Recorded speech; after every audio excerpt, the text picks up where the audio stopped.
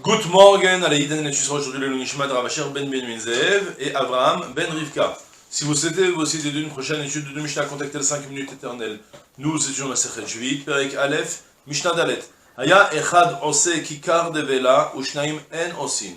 O shnaim osin, ve'echad ose, en chorshin lahem, ela letzorkan, ad sheyu mishlosha, ve'ad tish'a.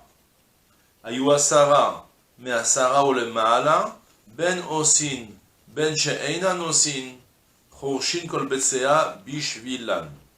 Je vais m'arrêter là pour le moment, parce que c'est deux sujets différents dans la Mishnah, et je préfère d'abord faire de l'ordre. On est encore, bien sûr, on est toujours dans les halachot de la veille de la Shemitah, les melachot qui sont interdites par la Torah. Le principe général, ça va être la fin de la Mishnah, on va prendre ça à partir de Psukim, d'où on apprend exactement que l'interdit de travailler les arbres pendant la Shemitah, ça n'implique pas uniquement de travailler pendant la Shemitah, mais même de préparer les arbres ou de préparer la terre depuis la 6e année, lorsqu'on va rentrer dans la Shemitah, d'accord? C'est l'interdit général qu'on a vu. On a parlé que les arbres, donc lorsqu'on a maintenant des arbres qui sont plantés, alors on peut arroser et même labourer les arbres, labourer autour des arbres, tant que l'intérêt, il est pour les arbres, tant que c'est productif pour les arbres, pour les fruits de cette année, de la 6e année, mais à partir du moment où il n'y a plus d'intérêt pour la 6e année, mais que c'est que en vue de la 7e année, ça devient interdit. Et on avait expliqué donc que il fallait, à partir du moment où tu as 3 arbres plantés dans un BCA, un champ qui fait 50 sur 50, alors dans ce cas-là, 3 arbres plantés qui sont 3 arbres qui produisent une certaine quantité de fruits importante, on a vu, un pain de figue, et bien dès lors, tu as le droit de labourer tout le champ, et c'est pas la peine de te limiter autour de chaque arbre. Vient la Mishnah et me dit, Aya echad ose kikar dvela, ushnaim en osin, ushnaim osin, vechad en ose, en chorshin laen, ela letzorkan. Soit, s'il y avait, parmi les 3 arbres, il fallait que ce soit donc 3 arbres de qualité déjà assez anciens, adultes, qui produisent des fruits. La Mishnah me dit, imagine que maintenant tu as un arbre qui produit et 2 qui ne produisent pas encore. Ou encore 2 qui produisent et 1 qui ne produit pas. C'est-à-dire 2 qui produisent, ils vont réussir à te faire le kikar de 60 manées, comme on avait dit. Mais l'autre, il est encore une petite plante toute jeune qui ne produit rien du tout. Alors dans ce cas-là, il n'y a rien à faire. C'est pas considéré comme 3 arbres dans un BCA. Et dans ce cas-là, je ne te permets pas de labourer tout le BCA jusqu'à Shavuot, mais je ne te permets de labourer que autour de chaque arbre, uniquement, comme on avait vu la quantité de Melohoré Vesalo. D'accord?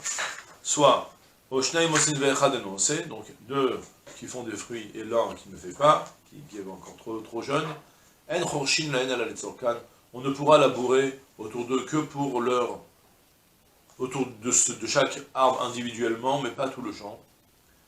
Et Ad Sheyu Mishlosha Ve'ad Tisha. Cette loi est en vigueur tant qu'on a 3 arbres, 4, 5, 6, 7, 8, 9, jusqu'à 9 arbres. De 3 jusqu'à 9 arbres, alors on s'intéresse à savoir est-ce que tu as au minimum 3 arbres productifs. Et sinon, tu ne pourras pas labourer autour de tous les arbres. Par contre, si jamais tu avais Ayou Asara, par contre, si tu avais 10 arbres, ou bien même Asara ou les Mala, et même 10 et même plus, alors là, Ben Osin, Ben Sheinan Osin, que les arbres fassent des fruits ou qu'ils ne fassent pas des fruits, Chorshin Kol Betsea Bishvilan, tu pourras labourer tout le champ pour eux.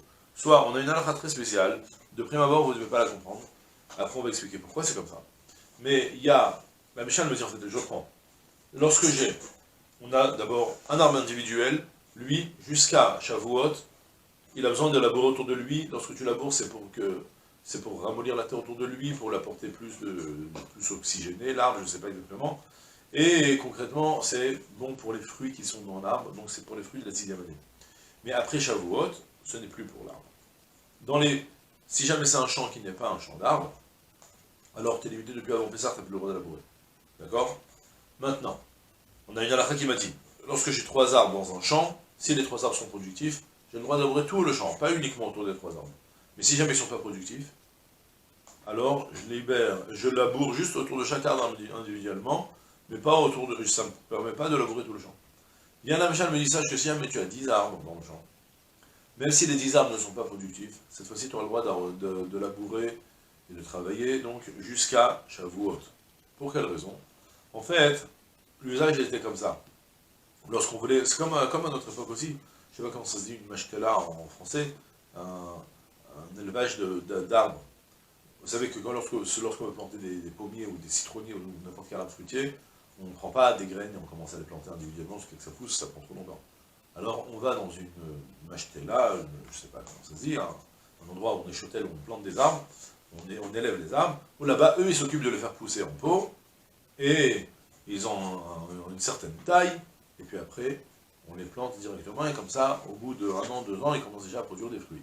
Ils sont plus tout jeunes, ils ont déjà leurs premières pousses essentielles, elles ont déjà été faites. Il y a des grands problèmes dehors, là, entre parenthèses, là n'est pas notre sujet, donc on va faire la parenthèse. D'accord? Donc, maintenant, la Mishnah me dit, sache que si jamais tu as un champ, où cette fois-ci tu as 10 pousses, à Esser Netiot, ça s'appelle. Des Netiot, c'est des petits arbustes qui sont pas encore, qui produisent pas encore des fruits. Si tu en as 10 dans un BCA, on considère que c'est un champ d'arbres, même s'ils ne te produisent pas de fruits. D'accord? Et donc tu as le droit de labourer tout le BCA, et tu n'es plus limité à labourer autour de chaque arbre individuellement. C'est ce que la Mishnah m'a dit. Je reprends Ayu Asara, s'il y avait 10 arbres, ou bien même Mais Asara ou les Mala, ou bien depuis 10 jusqu'à même au-dessus, 10, 12, 15, 20, et qui sont tous plantés dans le champ, dans ce cas-là, tu laboures tout le champ. Ouais. Ben Osin, Ben Shen Osin, qui fasse des fruits, qui ne fasse pas des fruits, Horshin Kol Betsea, Bijvilan, on aura le droit de labourer tout le Betsea. Le Betsea, c'est le champ d'une taille de 50 à 50. Tu n'es plus limité autour de chaque arbre, tu as tout le périmètre, toute la surface du champ que tu as le droit de labourer. D'accord? La Mishnah continue en m'apprenant maintenant. D'où j'apprends ce devoir de ne pas labourer depuis l'année de la 6e pour ce qui va entrer dans la 7e. D'où c'est déduit. Chez Nehemar, comme nous dit le verset, Becharish ovakatsir tishbot. Tu chômeras du labour ou de la cueillette.